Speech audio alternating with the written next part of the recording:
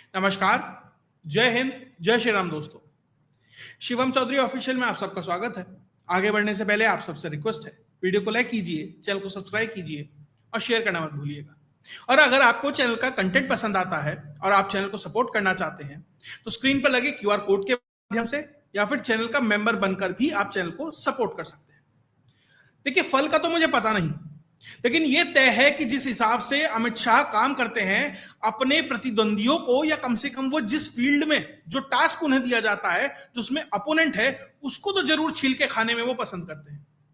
क्योंकि जो भी काम अमित शाह को दिया गया, और खासकर 2019 के बाद से जिस तरीके से होम मिनिस्ट्री उनके हाथ में आई है, लगातार उन्होंने ऐसा लग रहा है एक चेकलिस्ट बना दी है, उसे लगातार टिक करते जा रहे हैं, work done, work done, work done, work done. वो स्थिति अमित शाह की दिखाई दे रही है। अभी कुछ दिन पहले मैंने एक शो किया था कि भारत सरकार एक कानून लाना चाहती है और उस कानून के खिलाफ अमेरिका के सीनेटर से लेकर कांग्रेसमैन तक खड़े हैं। वो चाहते हैं, हल्ला मचाया गया।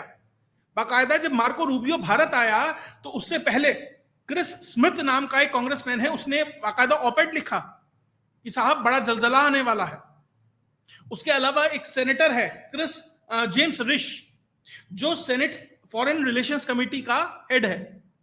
उसके छाती में भी बड़ा दर्द हुआ। क्या था दर्द?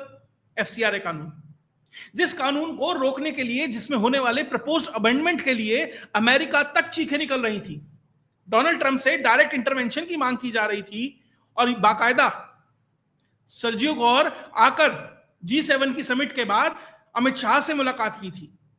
तब से यह अंदाजा होने लगा था कि जल्द ही अमित शाह एक और को छीलकर खाने वाले हैं, और वो स्थिति FCRA में हो गई है।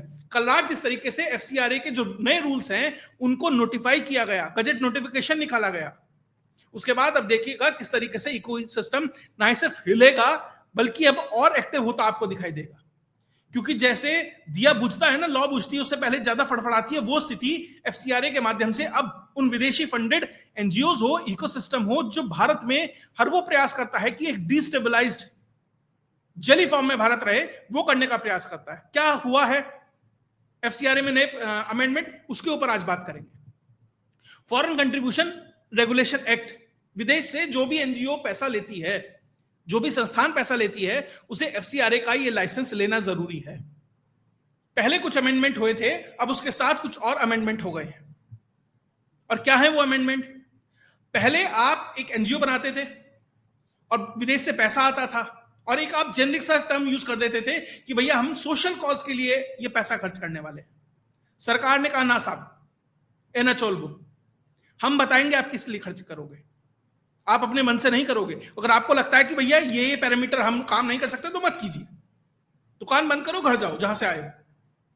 कि सोशल सेक्टर में कर सकते हैं, कल्चर, एजुकेशन, रिलीजियस, इकोनॉमिक, ऐसे 5, 7, 10 पैरामीटर हैं। आप इनको चेक, इस पे टिक लगाइए कि मुझे इस फील्ड में काम करना है, और उसी फील्ड में काम कर सकते हैं। ऐसा नहीं है आपने चेक किसी और को किया और जाके काम कुछ और करने लगे। उसके अलावा आपकी जो आपने NGO बना ली, आपको FCRA का लाइसेंस मिल गया और आपने उसमें बैठा दिए विदेशी लोग लाकर, यानी कि जो डेजिग्नेटेड पर्सन ऑफ अथॉरिटी है, आप बताएंगे कि इससे सरकार बात करेगी या इससे संस्थान बात करेंगे या इससे अथॉरिटीज बात करेंगी। जो पर्सन ऑफ अथॉरिटी है डेजिग्नेटेड, वो भारतीय होगा, वो कोई विदेशी नहीं होगा। हाँ, ये हो सकता है कि कोई भारतीय है, विदेश में रहता है, उसके मन में आया कि नहीं भैया मुझे भारत, अपने देश के लिए कुछ करना है, वो हो सकता है। लेकिन कोई गोरा साहब होगा, कोई और साहब होगा, मैं ऐसे रंगभेद नहीं कर रहा, लेकिन कोई और वेस्टर्नर होगा या कोई भी होगा, वो इसमें नहीं बैठ सकता। इसमें सिर्फ और सिर्फ इंडियन नेशनल या इंडियन नेशनल कोई बाहर रह रहा है, कोई विदेशी नहीं हो सकता, ये इसमें सुनिश्चित कर दिया गया है। इसके अलावा आप जो भी काम करेंगे उसका एक फील्ड सर्वे होगा। ऐसा नहीं है आपने कहा कि भैया मैं तो रिलीजियस एक्टिविटी करना चाहता हूं और आपको बाकायदा फंड भी आ गया, सब कुछ हो गया और आप काम कर रहे हैं और कागज भर रहे हैं, साल के आखिर में आपका CA लगा है, आपका वकील लगा है, उसने सब भर दिया कि हाँ हमने इतनी रिलीजियस एक्टिविटी की है, हमें 5 करोड़ का फंड आया था, हमने ये सारा काम कर दिया ना। फील्ड सर्वे होगा, और अगर फील्ड सर्वे में इत्तू सा भी, थोड़ा सा भी कुछ दाएं बाएं दिखाई दिया तो आपका जितना फंड है उसका 30% काट लिया जाएगा एज अ पेनल्टी। आपको आया है यूएस से, इंग्लैंड से, ऑस्ट्रेलिया से 1 करोड़ रुपए, और सरकार को दिखा कि भैया विसंगतियां हैं कामकाज में, सीधा 30% साफ, यानी कि हाथ में रह गया अब 70 लाख, 30 लाख पेनल्टी, दूसरी पेनल्टी आई फिर 30 लाख साफ, फिर आई, ऐसे तो मामला ही खत्म हो जाएगा। तो बोला आप जहां जहां गलती करेंगे वहां वहां आपके ऊपर पेनल्टी लगेगी, अब ये सुनिश्चित किया जाएगा। ऐसा नहीं है खुला खेल फर्रुखाबादी, जैसे चाहे वैसे चल रहा है। उसके अलावा आपको ओरिजिनल डोनर कौन है आपकी एनजीओ में ये बताना पड़ेगा। पहले क्या होता था, आपने एक पूरा वेब बना दिया है एनजीओ का, मल्टीलेयर्ड एनजीओ है कि सोरोस की एनजीओ से चला, सोरोस सब जानते हैं, मैं इसलिए कह रहा हूं, बहुत सारी फर्म्स हैं, बहुत सारी जगह है, बहुत सारे सोर्सेज हैं जहां से पैसा आ सकता है। वो क्या करेगा, भारत में एक ए एनजीओ को पैसा भेजेगा, वो NGO B C D E को भेजेगी, फिर वो ई वाली और 5 को भेजेगी, ऐसे करके मल्टीलेयर्ड है। जब आपने किसी एनजीओ को पकड़ा कहीं जाकर कि भैया ये कुछ गड़बड़ कर रही है, ये धर्म परिवर्तन का काम कर रही है या XYZ काम कर रही है, तो जब आप उसके ऊपर चोट करेंगे तो वो कहे, और उसको सीज करेंगे और उससे पूछेंगे फंड कहां आया है, वो तो कहेगा मेरे से ऊपर वाली लेयर से आया है, ज्यादा ज्यादा 2 ऊपर लेयर तक पकड़ लेंगे, लेकिन वहां तो 10-12 लेयर्स है ना। आप ओरिजिनल डोनर किसने भेजा है वहां तक पहुंच ही नहीं पाएंगे, क्योंकि लास्ट वाले को खुद नहीं पता कि वो पैसा कहां कहां से आया है। जैसे आउटसोर्स कर दिया जाता है ना काम, एक बड़ी कंपनी होती है, कई हजार करोड़ का ठेका लेती है, फिर वो सब कॉन्ट्रैक्टर रखती है, फिर सब कॉन्ट्रैक्टर सब कॉन्ट्रैक्टर रखते हैं, तो उस तरीके से जो ये चेन चलती है। अगर आपके पास पैसा आया है तो आपको पता होना चाहिए कि वो जहां से चला है, वो कहां से चला है, ये आपको बताना है, ये आपकी जिम्मेदारी है। तो जो ओरिजिनल डोनर है, जो मेन डोनर है, उसकी जानकारी आपके पास होनी चाहिए, वरना साहब आपका FCRA लाइसेंस कैंसिल होगा। और लाइसेंस कैंसिल होने के बाद क्या क्या होगा बताऊंगा आखिर में, क्योंकि असली चोट वहां है। ये तो सब है कि आप ये करोगे तो लाइसेंस कैंसिल हो जाएगा, लेकिन लाइसेंस कैंसिल होने के बाद क्या होगा, वो ज्यादा बड़ी चोट है। उसके साथ आप जो भी कार्यक्रम करेंगे सोशल मीडिया पर आपको डालना है, और सोशल मीडिया जो आपका सब प्रोफाइलिंग है, सरकार उसको बाकायदा मॉनिटर करेगी। और आप वहां पर किसी भी तरीके से, आपका काम अगर एजुकेशन में है तो एजुकेशन में कीजिए, इकोनॉमिक्स में है इकोनॉमिक्स में कीजिए, सोशल है, कल्चरल है, रिलीजियस है, जैसे भी आप कीजिए, लेकिन आप कोई पॉलिटिकल कमेंट्री करेंगे या इस देश में होने वाली किसी घटना के ऊपर अपनी एनालिसिस रखेंगे या अपनी भावनाओं को अतिरिक्त वेग के साथ व्यक्त करेंगे, तो साहब वो भी नहीं चलेगा, क्योंकि आप विदेशी पैसे से चल रहे हैं, और विदेशी पैसे से, विदेशी ईंधन से चलने वाली गाड़ी किसी भारतीय चीज में जाकर टक्कर मारेगी, ये नहीं चलेगा। आपको जिस सड़क पर चलाने के लिए परमिट मिला है उसी पर चलिए, लेन बदलेंगे या दूसरी सड़क पर जाएंगे या बिना टोल दिए जाएंगे, साहब गाड़ी जब्त कर ली जाएगी। तो सोशल मीडिया पर क्या बोलना है क्या नहीं बोलना है, बहुत सोच समझ के करना है। ये सब कोई मैसेजिंग नहीं है। जैसे ही मेधा पाटकर थी ना, साहब पैसा आया खूब, सरदार सरोवर डैम की हाइट नहीं बढ़ने देंगे, हंगामा चलाया, और हर मतलब किस तरीके से गुजरात सरकार के खिलाफ आपने पूरा का पूरा माहौल तैयार कर दिया। और जब वो डैम बनता है तो किस तरीके से उस एरिया में क्या परिवर्तन आता है, और वो सब देख रहे हैं। जो गरीब जनता, जिसको पता नहीं था, जो मेधा पाटकर के साथ बैठी थी, आज उसे लग रहा है कि हमने 15-20 साल खराब किए हैं अपने। जिस तरह से तलवार गुजरात दंगों के नाम पर जिस तरीके से पैसे की उगाही की, और उसके बाद महंगे महंगे सामान खरीदे गए, राणा अयूब, कोरोना के नाम पर पैसा इकट्ठा किया गया, बाप के अकाउंट में ट्रांसफर कर दिया गया। एनवायरमेंटलिस्ट होते हैं, ह्यूमन राइट एक्टिविस्ट होते हैं, पैसा आता है किसी और चीज के लिए। इतने बड़े बड़े वकील हैं, संस्थाएं उनको पैसे देती है, कहां से आता है ये केस लड़ने के लिए? एक अदना सा व्यक्ति होता है, कोई बांग्लादेशी आता है यहां पर, और उसके लिए बड़े बड़े वकील खड़े हो जाते हैं, एनजीओ पैसा देते हैं। कपिल सिब्बल, अभिषेक मनु सिंघवी, कहां से आता है पैसा उन एनजीओ के पास? एक बांग्लादेशी महिला को यहां से भगा दिया गया था, उसके लिए महंगे से महंगे वकील ने हाई कोर्ट और सुप्रीम कोर्ट में जिरे की, उसकी हिम्मत थी उसकी पैसा देने की। कौन दे रहा था? ये एनजीओ दे रही थी, क्योंकि इकोसिस्टम को अपनी जड़ें मजबूत रखनी थी। उसके ऊपर ही एक्शन हुआ है। और साथ ही जो सबसे बड़ा काम इस पूरे के पूरे एफसीआरए के अमेंडमेंट के अंदर हुआ है वो है प्रोसेलाइटाइजेशन पर बैन, यानी कि धार्मिक कन्वर्जन। जितने पैरामीटर्स हैं उसमें सब लिखा है। आप एजुकेशन के फील्ड में काम कर सकते हैं लेकिन धार्मिक कन्वर्जन नहीं कर सकते। कि साहब आपने स्कूल बनाया बहुत अच्छा सा, और ध्यान दीजिएगा ये एफसीआरए का अमेंडमेंट किसी मिशनरी के लिए नहीं है, किसी मुसलमान के लिए नहीं है, किसी हिंदू के लिए नहीं है, किसी सिख जैन पारसी के लिए नहीं है, ये सबके लिए है, ये स्पेसिफिक नहीं है। आप लेकिन इसमें देखेंगे कोई भी हिंदू संस्थान, जैन सिख संस्थान इसमें परेशान होता नहीं दिखाई देगा, लेकिन आपको क्रिश्चियन मिशनरीज परेशान दिखाई देंगी। लेकिन आपको और जो जितने भी अब्राहमिक रिलीजन हैं उनसे जुड़े जो लोग हैं उनका दर्द दिखाई देगा, क्योंकि उनको वित्त पोषित जिस तरीके से किया जाता है वो सब इन एनजीओ के माध्यम से किया जाता है। इस सरकार ने ऑलरेडी 18,000 से ज्यादा एनजीओ के एफसीआरए कैंसिल कर दिए। सालाना 22 से 25,000 करोड़ रुपए जो अभी वर्तमान एनजीओ हैं उनके माध्यम से भारत में आता है। आधा भी मैं कह रहा हूं, आधा भी ठीक काम में लगता होगा, लेकिन आधा तो है जिसका इस्तेमाल कहीं ना कहीं गड़बड़ होता है। 20%, 30%, 40% जो भी है, एक बहुत बड़ा नंबर है जिसके ऊपर अब एक्शन ले रही है सरकार। और आप इकोनॉमिक एक्टिविटी कीजिए लेकिन रिलीजियस कन्वर्जन नहीं हो सकता। सोशल कीजिए, कल्चरल कीजिए, जो करना है कीजिए, जो भी पैरामीटर है, लेकिन नो रिलीजियस कन्वर्जन। उसमें स्पष्ट है कि religious education, preservation of faith और आपका इंडिजीनियस बिलीफ्स, इनके नाम पर आप कुछ करेंगे तो पूर्ण रूप से बैन है, आप नहीं कर सकते। आपका एफसीआरए कैंसिल होगा। कैंसिल होगा तो क्या होगा वो भी बताऊंगा। उसके अलावा आपके एनजीओ में आया 1 करोड़ रुपए।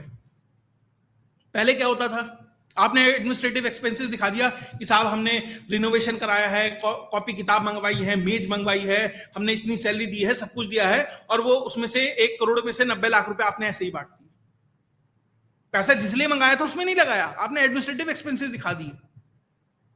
सरकार ने कहा ना, जितना पैसा आया है उसका 20% से ऊपर आप एडमिनिस्ट्रेटिव एक्सपेंसेस में नहीं लगा सकते, क्योंकि बड़े बड़े वकील साहब थे, अब वो जिनके लिए लड़ते थे उन्हें डायरेक्ट पैसा दे नहीं सकते वकील साहब को, तो उनके एनजीओ में डोनेट कर देते थे। वकील साहब अपने जो अपनी स्टाफ है अपनी है भारी भारी उसमें सैलरियां दिखा दिया करते थे या खर्चे दिखा दिया करते थे, और सब गप। या पत्रकार हैं जिनको एजेंडा चलाना है उनके एनजीओ में पैसा आ जाता था। राजीव गांधी फाउंडेशन में जाकिर नाइक पैसा दे दिया करता था। एडमिनिस्ट्रेटिव एक्सपेंसेस में जो पदाधिकारी हैं वो खा गए, सब साफ, वो भी बैन है। 20% से ऊपर आप नहीं कर सकते। मतलब चाइना करता है ना सलामी स्लाइसिंग, धीरे धीरे धीरे। यहां पर भी जैसे खाल की 7 लेयर होती है ना, हर एक लेयर को अच्छे से रगड़ा गया है, अच्छे से उतारा गया, layer by layer, layer by layer, कोई चीज रह ना जाए। सर्जी कोर शायद ना जाता अगर मिशनरीज ऑफ चैरिटी, तो शायद 1-2 क्लॉज कम हो जाते। मोटा भाई को किसी ने व्हाट्सएप फॉरवर्ड भेजा, देखो सर्जी कोर, अच्छा 2 क्लॉज और जोड़ो। आपकी जगह मार्को रूबियो गया था, फिर सर्जी कोर आया होगा मिलने। ऐसा मत कीजिए, अपने जो भी कंसर्न्स होंगे माइनॉरिटी राइट्स के लिए तथाकथित, तो मोटा भाई ने कहा अच्छा ये वाले 2 और जोड़ दो। ये स्थिति है। उसके अलावा ऐसा नहीं है कि आपको लगातार पैसा आता रहे कि 1 करोड़ आया, 2 करोड़ आया, फिर 1.5 आया, फिर 1 आया। पहले पुराने वाले का 75% यूटिलाइज कीजिए। आपके खाते में पड़ा है 50 लाख रुपए, उसका 75% खर्चा कीजिए, तब अगला 50 लाख, 1 करोड़, 10 लाख, 20 लाख जो भी आना है वो अगला तब आएगा। फिर जो आपका जो खर्चा हुआ है उसका यूटिलाइजेशन सर्टिफिकेट दीजिए, फिर उसका फील्ड सर्वे होगा, फिर आपकी सोशल मीडिया मॉनिटर की जाएगी, फिर ये देखा जाएगा कि कहां से पैसा आया है, ओरिजिनल डोनर कौन है, सब कुछ हो जाएगा। तो जब आपको सारी चीजें आपकी सही हो जाएंगी तो फिर कहा जाएगा ठीक है अब अगला मंगा लो, कोई दिक्कत नहीं। पूरे धीरे धीरे धीरे धीरे हर एक स्टेप पर जिस तरीके से तैयारी की गई है क्योंकि पिछले होम मिनिस्ट्री ने पिछले समय का सारा रिकॉर्ड निकाला, देखा स्थितियां कि कैसे कैसे किस किस स्टेप पर किस तरीके से सिस्टम का मिसयूज किया जाता है। ज्यादातर उन लूप होल्स को अब प्लग इन किया जा रहा है। उसके अलावा अगर आपकी एनजीओ इनएक्टिव है, सिर्फ उसका सिर्फ एक काम है, स्पेशल पर्पस व्हीकल आपने बना दिया कि पैसा आना है, खाते में 10 लाख आया, अगले को ट्रांसफर। आप कुछ नहीं कर रहे हैं। आपने कहा भैया मैं स्कूल बनाने के लिए, स्कूल चलाने के लिए एनजीओ बना रहा हूं, लेकिन आपने कोई स्कूल नहीं बनाया, कुछ नहीं किया, आपने कोई इकोनॉमिक एक्टिविटी नहीं की, कोई वेलफेयर का काम नहीं किया। आपने सिर्फ एक काम किया कि पैसा आता है और आप किसी और को भेज देते हैं। वो भी नहीं चलेगा। आपको जो इनएक्टिव एनजीओज हैं उनके ऊपर भी एफसीआरए का डंडा चलेगा, उनके एफसीआरए लाइसेंसेस भी कैंसिल होंगे। ऑलरेडी 18,000 कैंसिल हो चुके हैं इसी चक्कर में। और ये खैर ये तो 2020-21 के आसपास का संशोधन है, तब कर दिया गया था कि ऐसा नहीं है कि आपका बैंक अकाउंट कहीं भी हो सकता है। दिल्ली की एक स्पेसिफिक एसबीआई बैंक है, एसबीआई की एक ब्रांच है, उसी में जितनी भी एनजीओज हैं उनका अकाउंट होगा, उसी ही में पैसा आएगा। ऐसा नहीं है आपने ये वंत मार के किसी छोटे से कोने के, किसी गांव के, किसी बैंक के अकाउंट खुलवा लिया कि वहां अब जाके ढूंढता रहे सिस्टम ना। विदेश से पैसा आएगा, आपकी एनजीओ में आएगा, दिल्ली के एसबीआई की एक स्पेसिफिक ब्रांच में आएगा और उसी में सारा पैसा आएगा। और कहां से आया ये आपको बताना पड़ेगा, किस लिए आया है ये बताना पड़ेगा। और जो सरकार ने कहा कि इन चीजों के लिए होना है, सिर्फ उसी के लिए इस्तेमाल होगा। उसके बाद यूटिलाइजेशन सर्टिफिकेट भी आप दोगे, एडमिनिस्ट्रेटिव एक्सपेंसेस भी आप नहीं रख सकोगे। यानी कि सारे के सारे रास्ते बंद कर दे। अब एनजीओ वाले कह रहे हैं साहब ऐसा करो, ताला मार के चाबी आपके हाथ में दे देते, खुद ही चला लो। अब क्या करें, सब तो बंद कर दिया। सरकार ने कहा उसका भी प्रबंध है।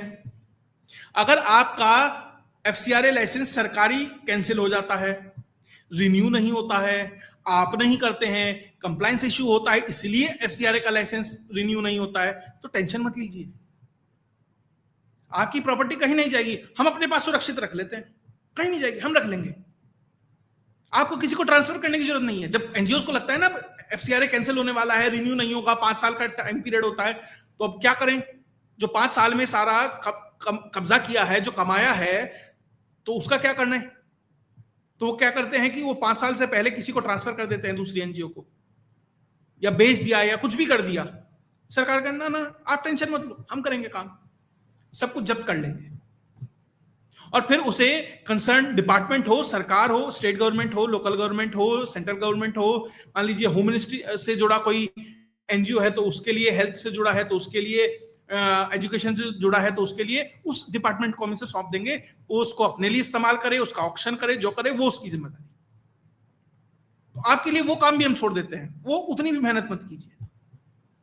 यानी आपने जो भी कमाया रिलीजियस कन्वर्जन के लिए, इकोसिस्टम को पल्लवित पोषित करने के लिए, अपने एजेंडे के लिए, सरकार झट से एफसीआरए का लाइसेंस कैंसिल करेगी, सब जब्त कर लेगी। खैर बहुत लोगों ने इसको भी बाईपास करने का प्रयास किया। वो टिमोथी इनिशिएटिव वाला है ना, 1000 कार्ड लेकर घूम रहा था, 95 करोड़ रुपए ट्रांसफर किए थे, वो सिस्टम भी शुरू हो गया है, उस पर भी अब नकेल कसी जा रही है। यह के माध्यम से सारे ट्रांजैक्शन से लेकर हर कुछ धीरे धीरे जिस तरीके से इंटीग्रेट हो रहा है, तो ऐसी बहुत सारी चीजें हैं अब जो आपको निकल के सामने आएगी। इसलिए तो ये जेम्स रिश, क्रिस स्मिथ, ये सारे जो बड़े बड़े नेता है ना, मार्को रूबियो, इनको सबको दिक्कत हो रही है, अरे ऐसे कैसे कर सकते हैं। तो कुल मिलाकर सरकार उसके लिए जिस तरीके से प्रतिबद्ध है, आपको जिस लिए काम करना है आप करिए ना, क्या दिक्कत है, कौन रोक रहा है? अब मान लीजिए अब ये असम में व्यक्ति पकड़ा गया, कैनेडियन नेशनल है, डिपोर्ट किया गया असम से, क्यों? कन्वर्जन कर रहा था। एक वीडियो वायरल हो रही है हिमाचल प्रदेश में, शिमला की है शायद, वो व्यक्ति कन्वर्ट कर रहा है लोगों को खुले में, और जब लोग उसका कन्फ्रंट कर रहे हैं तो वो एग्रेसिव हो रहा है, और पुलिस ने क्या किया? सिर्फ उसका चालान करके छोड़ दिया। आप बुक कीजिए, अंदर कीजिए। लेकिन सरकार ने इतना सब कुछ सिस्टम सेट किया है, तय किया है, लेकिन इसमें एक बड़ी अड़चन है, वो है बाबू। क्योंकि पहले भी जो ये अधिकारी वर्ग होता है ना, ये गड़बड़ करता रहा। बहुत सारी एनजीओ के तो फंड्स ही तब रिलीज होते थे जब 5% 10% उनको दिया जाता था। बहुत सारे बाबू अपनी एनजीओ बना लेते थे क्योंकि उनको उसमें पैसा लेना होता था। तो जब तक आपने कानून बनाया बहुत अच्छा है, लेकिन इनको जो इंप्लीमेंट करने वाले हैं उनको जब तक आप नकेल नहीं कसोगे, उनको आप एक तरीके से उनके पेंच नहीं कसे जाएंगे, उनके ऊपर नजर नहीं रखी जाएगी, तो आपको एग्जाम्पल सेट करने पड़ेंगे। जैसे पुलिस में कहा जाता है ना कि एक कौवा मार के टांग दीजिए, यानी कि एक आध जगह एग्जाम्पल सेट कर दीजिए और उसके बाद पूरा का पूरा सब कुछ ठीक हो जाएगा। तो आपको थोड़ा बहुत पर्च करना पड़ेगा, थोड़े बहुत लोगों को सेट करना पड़ेगा, तब जाकर चीजें इंप्लीमेंट होंगी। और ये सिर्फ इस एफसीआरए के लिए नहीं है, हर एक जगह। खैर, इसमें जो भी डेवलपमेंट आएगा वो आपके साथ शेयर करते रहेंगे।